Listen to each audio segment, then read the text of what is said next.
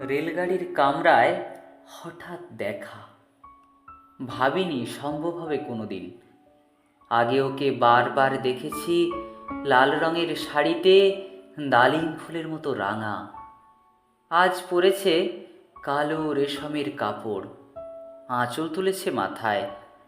দোলন চাপার মতো চিকন গৌর মুখখানি ঘিরে মনে হলো কালো রঙে একটা গভীর দূরত্ব ঘনিয়ে নিয়েছে নিজের চারদিকে। যে দূরত্ব সর্ষে ক্ষেতের শেষ সীমানায় শালবনের নীলাঞ্জনে।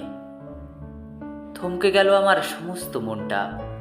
চেনা লোককে দেখলে অচেনার গাম্ভীর্যে। হঠাৎ খবরের কাগজ ফেলে দিয়ে আমাকে করলে নমস্কার। সমাজবিধির পথ গেল খুলে। আলাপ করলেন শুরু। কেমন আছো, কেমন চলছে সংসার ইত্যাদি। সে রইল জানালার বাইরের দিকে চেয়ে, যেন কাছের দিনের ছোঁয়াচ পার করা চাহনিতে দিলে অত্যন্ত ছোট দুটো একটা জবাব। কোনোটা বাদ দিলেই না। বুঝিয়ে দিলে হাতের অস্থিরতায়, কেন এসব কথা, এর চেয়ে অনেক ভালো চুপ করে থাকা। আমি ছিলাম অন্য বেঞ্চিতে ওর সাথীদের সঙ্গে। একসময় আঙুল নেড়ে জানালে কাছে আসতে।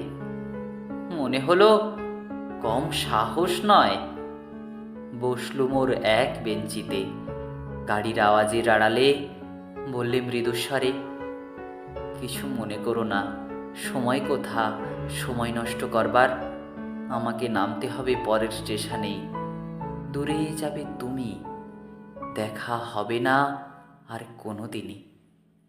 তাই যে প্রশ্নটার জবাব এতকাল থেমে আছে শুনবো তোমার মুখে। সত্যি করে বলবে তো? আমি বললেম, বলবো। বাইরের আকাশের দিকে তাকিয়েই শুধলো, আমাদের গেছে যে দিন একেবারেই কি গেছে, কিছুই কি নেই বাকি। একটুকু রইলেম চুপ করে।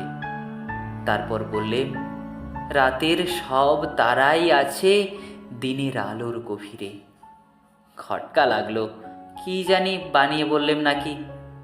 ও বললে, থাক এখন যাও ওদিকে। সবাই নেমে গেল পরের স্টেশনে। আমি চললেম একা।